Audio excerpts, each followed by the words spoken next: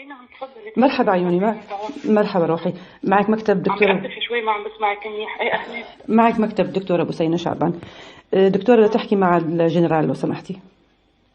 خليكي معي لحظة. عم بسمعيني منيح.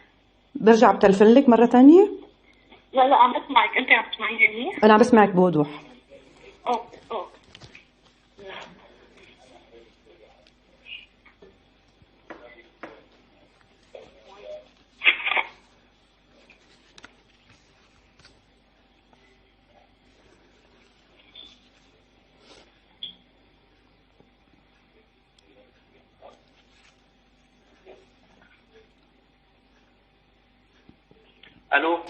الو.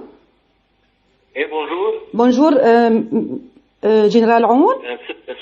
الست بثينة. لا سكرتيرو. ايه بدي تحكي معه، بدي احولها المكالمة لو سمحتي بسرعة. ايه بتعطيني اياها اذا تريدي؟ ايه ثواني بس، ممكن تحولي اياها دغري لعنده؟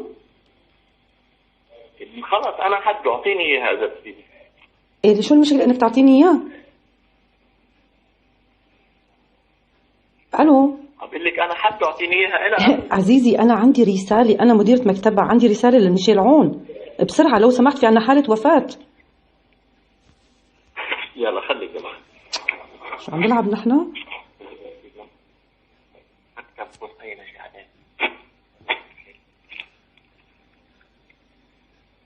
ايه جنرال يعطيك العافية. الله يعافيك. جنرال عون كيفك؟ كيف الأحوال؟ الحمد لله. عنا خبرية مسيو جنرال مش كويسة كتير. ما بعرف شو بدي خبرك إياها. بدي أقول لك بس شغلة لو سمحت، إذا صرت رئيس جمهورية طلعنا كلاب حسن نصر الله من سوريا. إيه أوكي جنرال عون. أوكي إذا صرت أنت رئيس جمهورية لبنان طلعنا كلاب حسن نصر الله من سوريا. أوكي تمام. فهمت علي جنرال عون؟ لا عم تحكيني. عم بحكيك من ألمانيا، ما فيك تقبض علي للأسف، ما فيك تقبض علي، وأنا عم بحكيك بكل أدب وبكل احترام. إذا أنت صرت رئيس جمهورية لبنان طلعنا كلاب حسن نصر الله من سوريا. تمام؟ طيب أوكي. مش بدك تطلعهم. إذا أنت رئيس توافقي بدك تطلع كلاب حسن نصر الله من سوريا. ماشي يا جنرال عون؟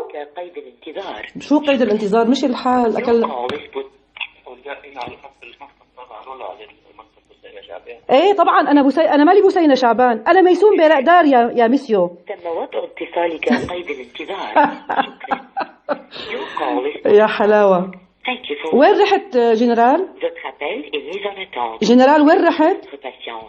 يا جنرال تم وضع اتصالك قيد الانتظار. ليش ما في داعي تحطوني قيد الانتظار، مشي حالي يعني، خلصت المكالمة انا. يعطيك العافية جنرال. ارجو تكون رسالتي وصلتك جنرال عون.